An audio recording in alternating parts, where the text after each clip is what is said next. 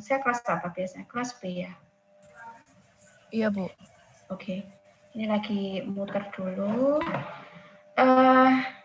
Kemarin Anda sudah belajar tentang fungsi objektif, apa optimisasi itu, kemudian variabel optimisasi itu apa. Ada yang bisa jelaskan ke saya? Ayo saya catat nanti sebagai nilai tambahan.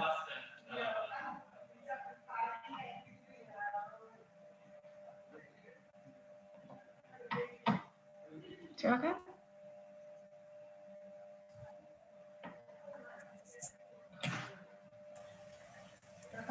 Misi, Bu. Saya mau nyoba jawab, Bu. Cynthia, oke. Saya mau jawab yang fungsi objektif, Bu. Kalau yang sepemahaman saya, fungsi objektif itu fungsi yang akan dioptimumkan, Bu. Maksudnya yang mau diminimumkan atau dimaksimumkan. Oke, benar. Fungsi objektif itu fungsi yang akan diminimumkan atau dimaksimumkan. Tapi kenapa Anda sebut itu sebagai fungsi yang diminimumkan atau yang itu kan nanti memang fungsi itu akan diminimumkan atau dimaksimumkan cara kerjanya. Tapi kenapa kok kita sebut dia sebagai fungsi objektif?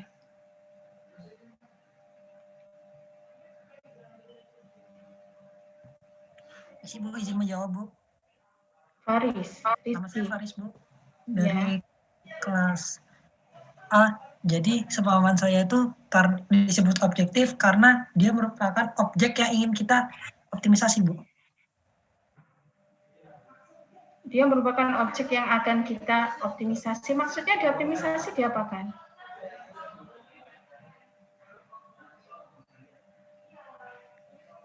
Jadi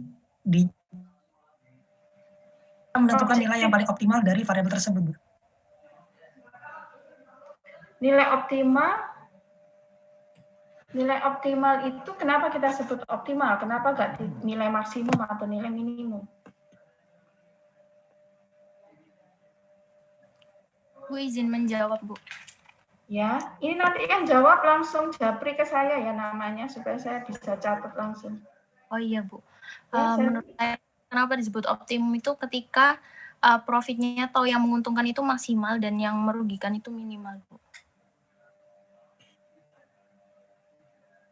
Kenapa disebut optimal, nggak maksimum atau minimum? Kenapa? Ketika mencapai tujuan atau goal yang diinginkan.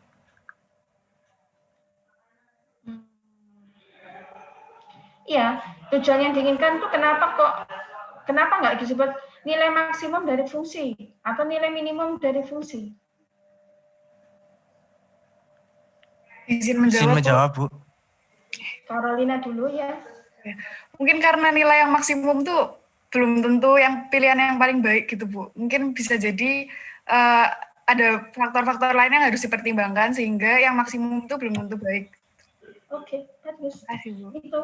Jadi yang dimaksud dengan optimal adalah yang pilihan terbaik, bukan yang paling maksimum atau bukan yang paling minimum. Jadi jelas salah kalau Anda bilang fungsi objektif itu adalah fungsi yang dimaksimumkan atau fungsi yang diminimumkan. Memang nanti kesananya itu adalah memaksimumkan fungsi objektif. Caranya untuk mendapatkan nilai nilai optimal itu tadi adalah memaksimumkan atau meminimumkan fungsi objektif berdasarkan kriteria. Jangan lupa kriterianya. Kriteria itu yang membatasi bahwa tidak bisa nilai maksimum saja, tapi kriteria itu juga harus diperhatikan. Kriteria itu yang nantinya sebagai batasan menghasilkan nilai yang paling optimum. Oke. Kembali lagi ke pertanyaan awal, fungsi objektif kenapa disebut sebagai fungsi tujuan?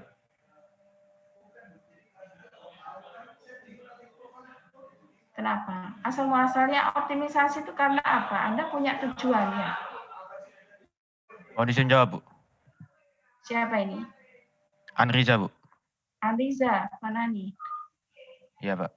Izin jawab, Bu. Ya. Unsur objektif ini fungsi yang menghubungkan antara input sebuah sistem ke output sebuah sistem, Bu.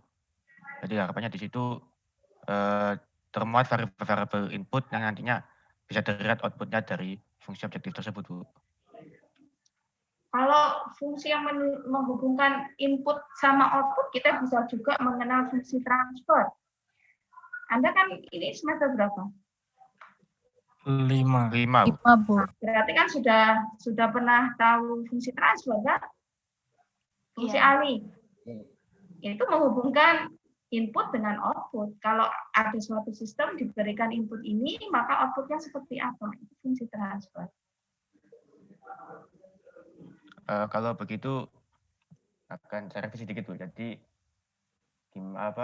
fungsi objektif ini lebih ke modelnya, Bu. Jadi maksudnya bagaimana sebuah fungsi ini yang kita sebut fungsi objektif ini merupakan sebuah model kan ya. Oke, saya paham Anda. Tepat, Bu. Anda bilang bahwa di dalam fungsi objektif itu akan merepresentasikan model dari sistem yang ditinjau. Iya kan? Iya. Nah, kenapa mempresentasikan model? Karena Anda ingin tahu. Ingin tahu apa? Hubungan input itu tadi kan? Nah, sebenarnya untuk optimisasi itu kita bilangnya bukan input, tapi variabel dari fungsi. Ya, variabel dari fungsi. Nah, dari variabel fungsi itu kan ada beberapa. Nah, misalkan satu fungsi Y sama dengan AX kuadrat plus BY. Nah, ada dua variabel di fungsi ini, yaitu X dan Y, bukan? Iya, Bu. Tapi ketika kita dapat tentukan problem optimasi pada sistem, ternyata yang variabel Y itu tidak bisa kita ubah-ubah. Harus konstan menurut kondisi lingkungan. Jadi kita tidak bisa mengubah variabel Y seenaknya. Ketika kita ingin fungsinya itu adalah maksimum. Sehingga dalam hal ini fungsi objektif AX kuadrat plus Y itu variabel optimasinya ada cuma satu, yaitu X saja. Paham? Jadi tidak semua variabel di persamaan model itu menjadi variabel optimum. Ya, oke. Jadi Anda sudah diperkenalkan fungsi objektif. Kenapa Bu disebut objektif? Karena kita memiliki target. Jadi optimisasi itu muncul karena kita mau mencapai target yang ditetapkan. Target laba terbesar, target rugi-rugi terkecil, dan sebagainya. Ya, jadi ada target. Oke. Kemudian dalam hal problem optimisasi, sebenarnya masalah kita itu bukan di fungsi objektifnya, bukan. Tapi apa masalah di optimisasi? Mencari apa? Izin menjawab, Bu. Izin menjawab, Bu. Oke, teknik fisika bisa apa itu? Bima, Bu. Bima. Iya. Kalau menurut saya yang paling susah adalah terkait penentuan variabel optimisasi dan constraint-nya, Bu. Terkait variabel optimisasi dan constraint-nya. Karena variabel optimisasi dan constraint ini adalah hal yang saling melekat. Ya, kalau gitu fungsi objektif juga melekat. Fungsi objektif yang paling melekat. Oke, Riza. Perkenalkan, nama saya Rizal, Bu. Ya. Mungkin ingin menjawab, Bu. Yang paling susah itu mungkin memodelkannya, Bu. Memodelkannya memang susah memodelkannya, tapi bukan problem optimisasi saja untuk pemodelan. Anda nanti kalau belajar sistem pengendalian otomatis itu juga modelan di awal susah. Apapun, misalkan Anda bikin analisa apa pemodelannya itu yang susah di awal. Tapi yang saya maksud problem optimisasi itu masalah masalah optimisasi itu sebenarnya mencari apa? Apakah nilai fungsi objektif itu? Nilai maksimum atau nilai minimumnya?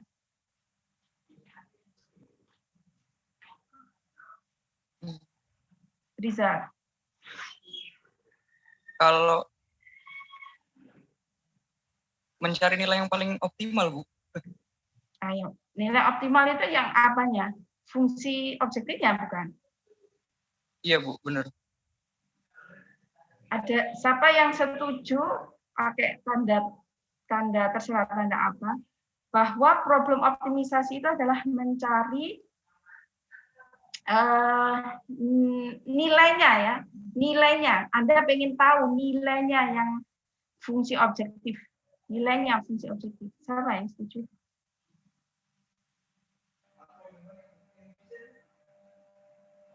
Siapa yang setuju dengan Liza?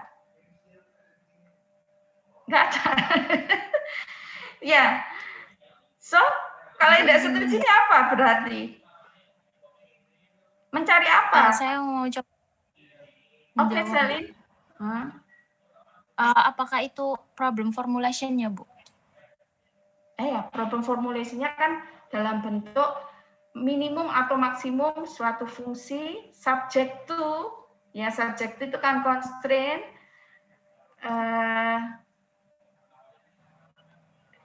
constraint terhadap apa jenenge fungsi kendala. Problem formulasinya seperti itu. Tapi sebenarnya Anda mau cari apa sebenarnya? Permisi, Bu. Ya, Riza? Ini teman-teman ada yang belum bisa masuk, Bu. Kenapa ya? Oh, karena ini ya, kebanyakan ya. Kurang tahu, Bu, Ibu, tapi mungkin bisa dijadikan co-host, Bu, untuk admit.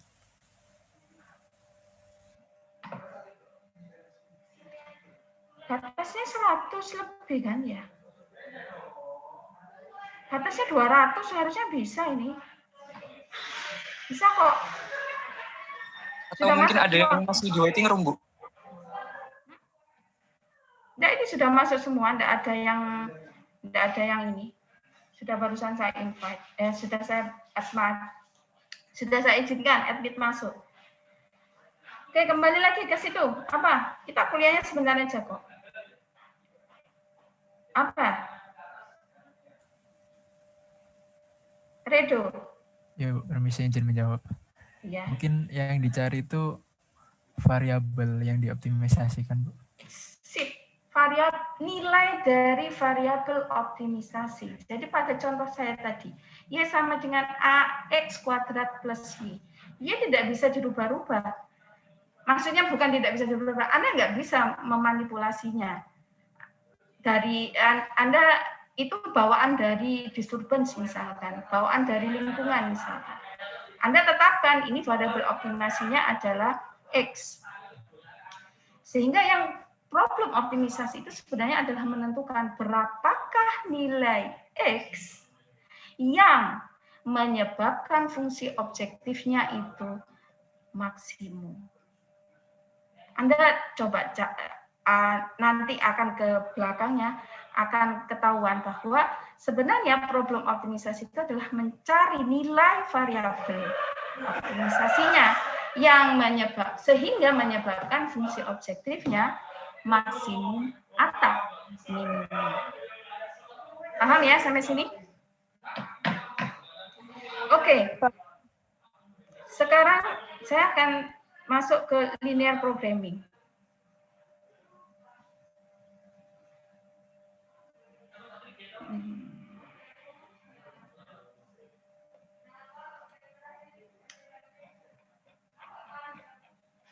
Oke, sebelum ke sini gini dulu. Nah, Pak Toto kemarin sebutkan ada fungsi objektif, kemudian ada variabel optimasi, kemudian ada fungsi kendalanya. sebenarnya gampangannya optimisasi ini sudah pernah Anda temui di pelajaran SMA. Siapa yang tahu? Di pelajaran Saya, Bu. Saya Cynthia. Cynthia. Mau nyoba jawab. Saya ini lihatnya optimisasi ini mirip materi program linear, Bu. Nah, program linear. Oke, coba. Bisa dijelaskan? Kalau yang saya ingat itu dengan menggunakan program linear, jadi kita memisalkan suatu variabel sebagai sebuah fungsi linear dalam bentuk XY begitu, Bu. Nah, kemudian dari situ juga kita diminta untuk mendapatkan X dan Y untuk hasil yang maksimum begitu, Bu. Anda pakai cara grafik bukan waktu di SMA? Iya. Ya, cara grafik. Jadi persamaan kendalanya Anda buat persamaan garisnya ya. Iya, Bu. Nanti dicari ya kan? titik potongnya begitu, Bu. Nah, dicari titik yang istilahnya apa? Irisannya. Ya kan? Daerah irisannya itu yang kita sebut nanti sebagai daerah visible region. Artinya daerah yang sesuai dengan constraint yang ditetapkan. Setelah itu baru kita tentukan temukan titik mana yang di daerah titik visible region itu yang memenuhi nilai targetnya, bisa minimum, bisa maksimum. Jadi sudah pernah dilakukan di SMA. Oke, balik lagi di sini. Jadi problem optimisasi itu dinyatakan dalam bentuk minimum suatu fungsi X, ya. Jadi subject to H, X sama dengan 0, Gx lebih kecil sama dengan 0. Fx ini kita sebut sebagai fungsi objektif, X itu kita sebut sebagai variabel optimasi, H itu kita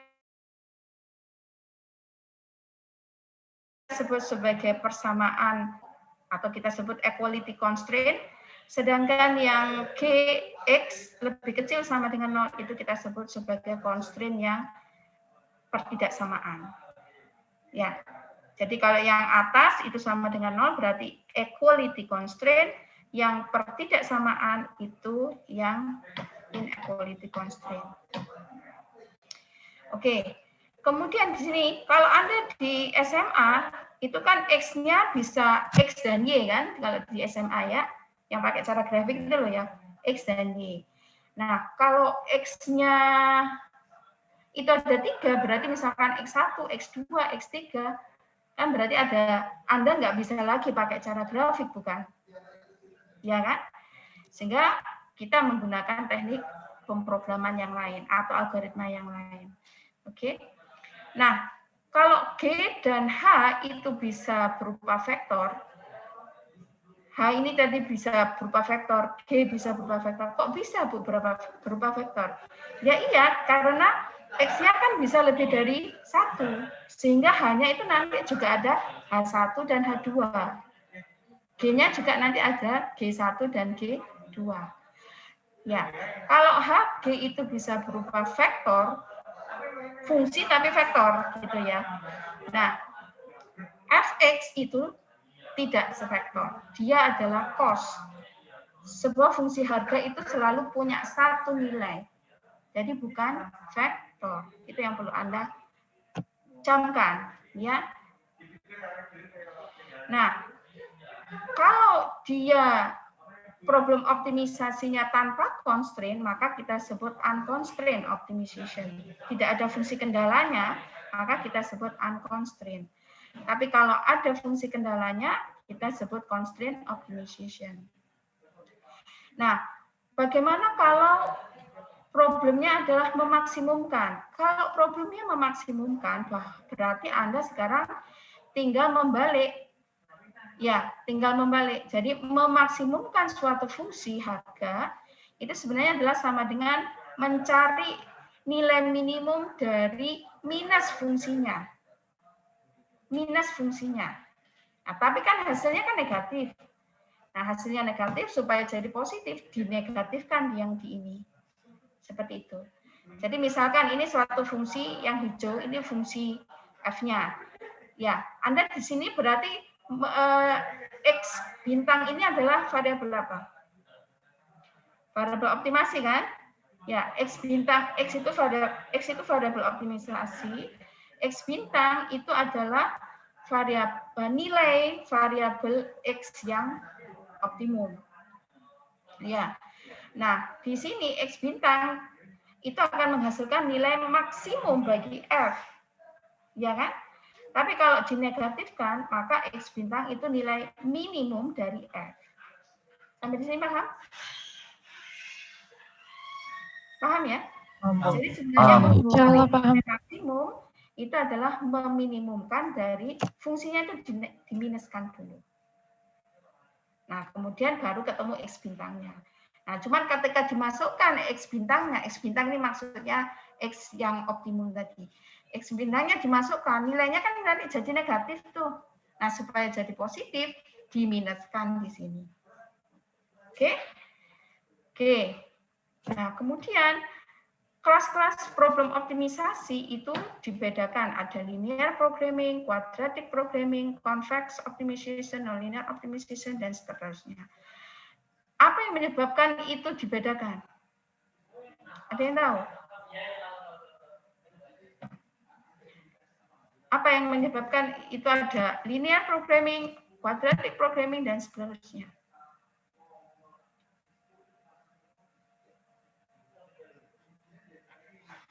Apa? Tidak ada? Yang membedakan itu adalah fungsi objektifnya. Kalau fungsi objektifnya itu berupa persamaan atau fungsi linear, tahu ya fungsi linear? Berarti tidak ada kuadrat di situ, tidak ada perkalian antar variabel di situ. Ya, terus tidak ada sin, tidak ada cos ya. Nanti Anda di sinyal itu kan sudah ya. Anda sudah sinyal ini. Sudah yang mengambil, Bu. Oh, berarti kan sudah diperkenalkan jenis-jenis sistem ya. Ada sistem linear dan sistem non-linear. Sistem linear itu dia memenuhi kaidah apa? Superposisi. Superposisi. Ya. Nah, seperti itu. Jadi contoh gampangannya yang fungsi linear itu AX1 ditambah BX2 ditambah CX3 dan seterusnya. Ya. Itu. Kalau dia fungsinya linear, berarti kita masuk dia problem linear programming. Kalau fungsinya itu tidak linear, nah tidak linear ini kan macam-macam bentuknya. Ya. Nah, kalau sekarang yang tidak macam-macam bentuknya itu, yang non-linear, bentuknya adalah kuadratik, maka kita masuk ke quadratic programming. Kalau di luar kuadratik, maka kita bentuknya ya kita masuk ke non-linear optimization, tapi yang dilihat lagi fungsinya convex apa enggak. Cuman untuk sekarang saya enggak, mungkin lain kali akan saya fokus ke fungsi convex itu apa. Baik, sekarang masuk ke linear programming. Sebenarnya ini juga di SMA juga sudah ada. Jadi misalkan di sini ada problem penjualan 100 box minuman per hari. Kemudian operasi dari pembuatan minuman itu berlangsung selama 14 jam. Ya, dibutuhkan 1 jam untuk 10 box minuman tipe draft. Kemudian dibutuhkan 2 jam untuk menghasilkan 10 box, 10 kotak minuman tipe dark. Ya. Kemudian 1 box dari minuman draft atau kita sebut minuman A itu menghasilkan memerlukan $20. Kemudian 1 box minuman yang menghasilkan untung $20. Sedangkan 1 box minuman B menghasilkan $30. Tujuannya adalah memaksimumkan profit. Sehingga fungsi objektifnya adalah fungsi profit. Ya, fungsi profit. Dimisalkan X1 itu adalah jumlah box dari minuman A, X2 adalah jumlah box dari minuman B. Maka siapa yang tahu kenapa fungsi objektifnya itu adalah 20X1 ditambah 30X2.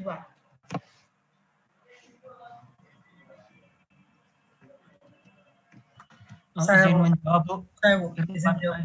Ya. Hafiz? Oh, ya. Siapa Bu? Hafiz, ya salah. Nah, ya. Jadi tadi kan profit kan Bu. Jadi Ya. jumlah profit yang didapatkan itu jumlah box draft bir dikalikan dengan $20 karena harga satu boxnya $20. Terus jumlah box draft bir dikalikan dengan $30 karena per boxnya harganya $30. Oke, sip.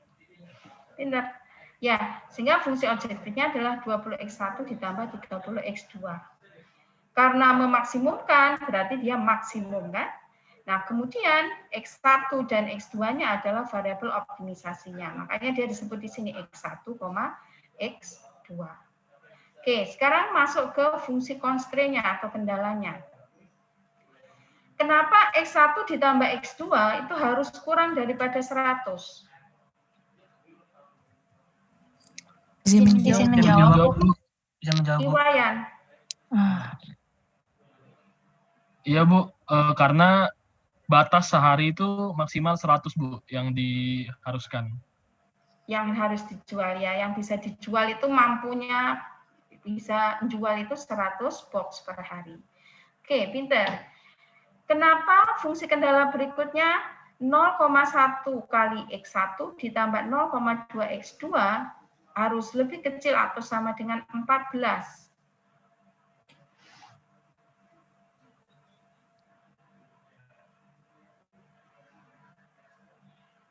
Izin menjawab, Bu. Iza. Ya, karena pada operasi jamnya itu hanya 14 jam, sedangkan pada untuk box minuman yang tipe A itu 1 jam untuk 10 box, jadi 0,1. Kalau yang untuk tipe draft beer itu 2 jam untuk 10 box, jadi 0,2 dikalikan X2 itu, Bu. Kurang dari 14 karena operasi jamnya harus 14 jam. Ya, itu menunjukkan 0,1, 0,2 itu menunjukkan kecepatannya. Iya. Kecepatan dalam membentuk, dalam memproduksi minumannya per box. Jadi kalau yang tipe A berarti dia kecepatannya 0,1. Ya, 0,1. Iya. Terus yang kecepatan untuk yang tipe B itu 0,2. Ya. Sehingga makanya di sini 0,1 kali X1. Jumlahnya kan ditambah 0,2 kali. Nah, itu jumlahnya tidak boleh lebih dari jam kerjanya, jam produksinya. Ya, jam produksinya itu harus cuma 14 jam. Oke. Terus kenapa ada constraint selanjutnya yaitu X1 dan X2 lebih besar sama dengan 0? Izin menjawab, Bu. Ya, Elsa. Kenapa X1 sama X2 nggak lebih besar daripada 0 sama dengan 0? Karena jumlah barang itu tidak mungkin nilainya minus. Makanya dia constraint-nya lebih besar sama dengan 0. Selalu positif. Sip. Pintar. Anda sudah pintar-pintar ternyata. Berarti sudah mengenai nih Pak Toto Ruki mengajarinya. Oke?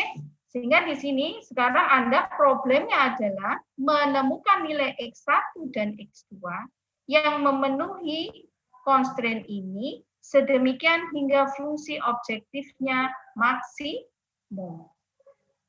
Ya, nah kalau bicara SMA, Anda temukan gini kan, temukan persamaannya kan? Ya kan? Yang atas ini itu adalah garis persamaan constraint yang bawah. Terus yang 100 ini, 100 ini itu adalah persamaan constraint yang X1 plus X2 ini, ya kan? Terus X1 lebih besar dari X2 berarti yang daerah sini kan? Terus X2 lebih besar dari berarti ini. Berarti kan nanti daerah apa jenenge solusinya itu adalah yang ini kan? Ya. Ini daerah yang diaser itu adalah daerah visible region. Terus Anda cari satu-satu. Cara gampangannya adalah di titik ini dulu. Ibu mau izin bertanya, Ibu. Di titik-titik pojok ini dicari. Di titik-titik pojok ini cari nilainya.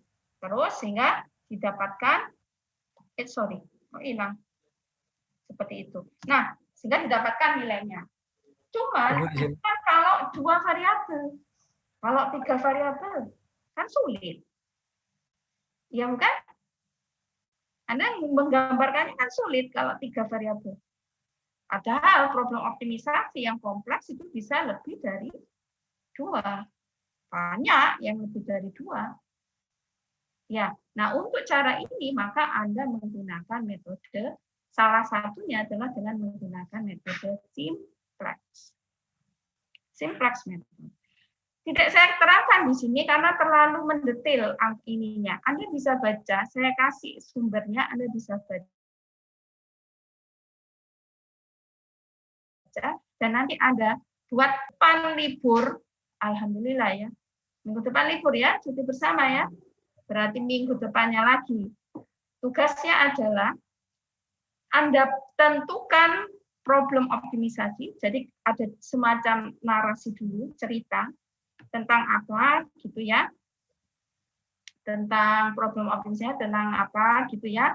Nah setelah itu Anda kasih gambaran bahwa atau kasih penjelasan bahwa ini loh fungsi objektifnya ini, fungsi constraint-nya itu ini, fungsi variabel optimisasinya itu ini. Nah setelah itu Anda bikin metode penjelasan metode simplexnya. Seperti itu. Dalam apa, Bu? Dalam PPT. Supaya saya tahu Anda penjelasannya. Dalam PPT. PPT PowerPoint ya. Di mana Anda memasukkan animasi dan suara Anda di PPT. Nah, kalau saya klik apa sih tampilan itu? Play ya, di play. Display ya, kita displaykan, maka suara Anda terdengar, animasinya jalan.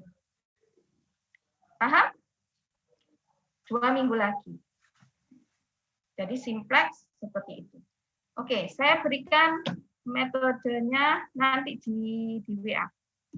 Sekarang kalau ada pertanyaan silakan, saya mau buka absensi dulu. Sampai lupa. Mas, saya mau bertanya, Ibu.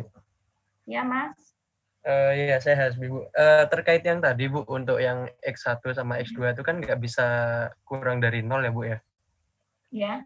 Ya. Nah, tetapi apabila nanti di suatu kondisi itu, misal perusahaan minuman tersebut itu menerima banyak orderan gitu, banyak demand, dan tidak bisa nggak bisa menjangkau semua demand-nya itu, sehingga terjadi permintaan yang banyak tapi produksinya sedikit, itu kan minus, Bu, artinya. Nah, itu apakah tetap variabelnya sama dengan atau lebih dari 0 atau enggak, Bu?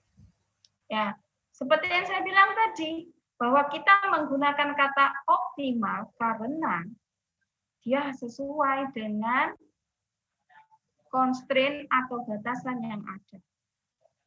Kalau batasan itu dilanggar, berarti tidak berlaku lagi. Seperti itu. Paham maksud saya? Oh, berarti jadi batasan itu harus dipenuhi. Jadi Anda mencari solusi variabel optimum itu di daerah visible region tadi. Di daerah yang disediakan, tidak boleh di luar itu. Jadi yang kayak tadi, gambar saya tadi, saya screen lagi ya.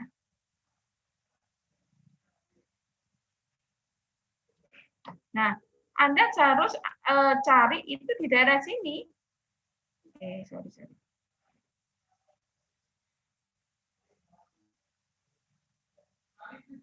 Di daerah sini. Ya, kalau dia negatif, Berarti nanti Anda nemu daerah di sebelah sini dong. Di sebelah sini. Ya kan? Atau di sebelah sini. Tapi kan berarti tidak masuk daerah visible region.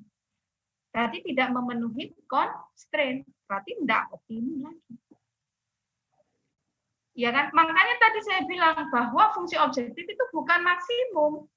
Kalau maksimum ya buatlah X-nya sebanyak-banyaknya. Ya kan? Ya kan? Iya. Ya jumlah botol itu loh dibuat aja sebanyak-banyaknya. Toh nanti dapat uang banyak. Oh, tapi ingat, Anda ada kendala bahwa pabrik itu mesinnya tidak bisa lebih dari 14 jam. Ya, bahan bakunya juga seperti itu. Dia tersedianya cuma segitu. Kecepatannya juga. Ya, terus kemampuan untuk salesnya itu cuma 100 ya, seperti itu. Paham maksud saya? Jadi nggak Ya, bisa dibuat X1-nya, X2-nya diambil di daerah non-visible region. Bagus pertanyaannya, Mas Hadi. Ya, Bu, terima kasih. Sip. Ya. Untuk optimisasi S1, optimisasi B yang A sudah ya, sudah dikasih kode presensinya.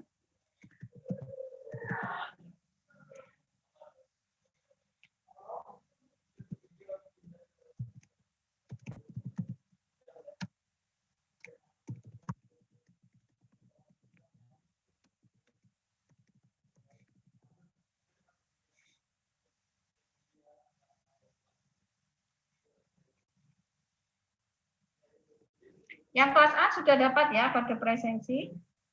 Kelas A Belum? Belum, Bu. Belum. Pak Wafi ya? Pak Wafi? Pak Iwan? Pak Wafi ada? Kelas A kode presensinya belum ada. Kelas B kode presensinya saya pasang di chatnya.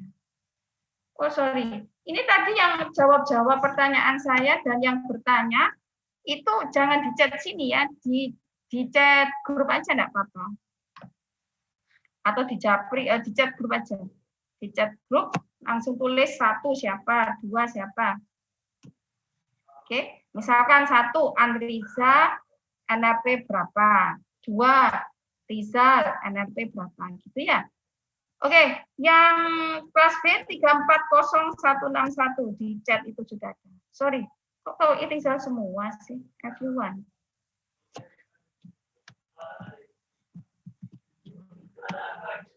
Oke. Kalau tidak ada pertanyaan, saya cukup sekian. Permisi izin bertanya, Bu. Ya. Saya Hanifah, Bu, izin bertanya buat tugasnya ini untuk topiknya terserah ya, Bu? Untuk apa? Topiknya terserah. COVID itu apa? Topiknya, Bu. Oh, untuk topiknya terserah, tapi kalau bisa ya di bidang engineering. Tadi saya ngasih contoh salah. Terserah ya, topiknya. Terserah. Iya, terima kasih. Boleh 2 variabel optimisasi, boleh 3 variabel optimasi. Pokoknya semua diselesaikan pakai simplex method. Oke. Kemudian saya berikan juga sekalian file untuk simplexnya yang bisa Anda jadi acuan membacanya.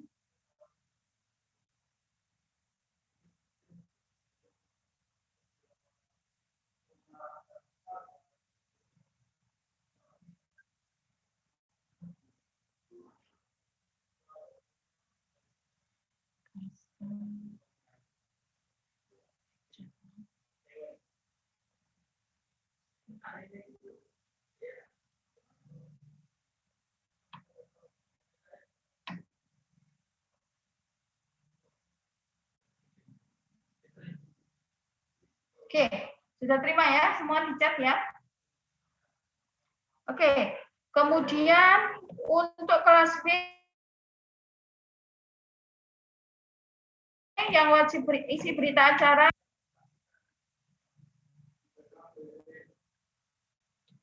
yang kelas B.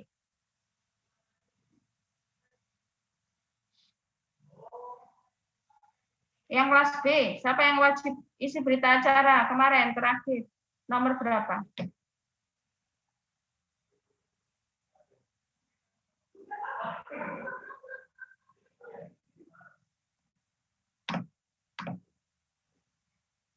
Halo?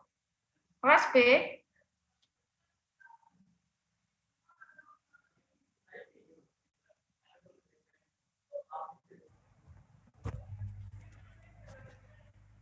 Permisi, Bu. Ya, Mahendra. Untuk yang kelas B, yang untuk matkul optimisasi belum ada yang diwajibkan, Bu. Mungkin yang kelas B kemarin yang kelas sinyal, Bu, yang baru diwajibkan, Bu. Oh ya Allah. Berarti selama ini nggak ngisi ya kali ya. Berita acara diisi ya. Diisi. 3 orang, 5 orang harus ngisi. Makanya harus ada. Bergilir aja. Ya. Kalau memang nggak mau, tapi kalau yang rajin kan nanti bisa. Oke, berarti yang sekarang kelas B, sorry. Ahmad Reza, Daniel, Sarah, oh ini 2016. Oh enggak, Sarah kamu masuk Sarah? Enggak ya? Dan hadir, Bu. Hah? Si. Daniel, Sarah, kamu tidak jawab, termasuk enggak hadir ya? Saya hadir, Bu. Iya, Daniel hadir. Sarah. Ini Ibu, komentar Ibu. Maaf. Allah. Ya, Daniel, Sarah, Amalia, sama Bima, dan Carisa. Ya, gitu. Oke. Isi berita aja. Oke, kalau enggak ada, sudah ya. Cukup jelas ya, itu banyak kok simplex method di banyak literaturnya. Di YouTube juga, kanal YouTube juga banyak yang menyediakan tutorial tentang simplex method. Kalau nggak ada, saya cukupkan sekian. Terima kasih atas perhatiannya. Assalamualaikum warahmatullahi wabarakatuh. Waalaikumsalam. Waalaikumsalam warahmatullahi wabarakatuh. Waalaikumsalam warahmatullahi wabarakatuh. Terima kasih Bu Katrin. Sehat-sehat Ibu. Terima kasih.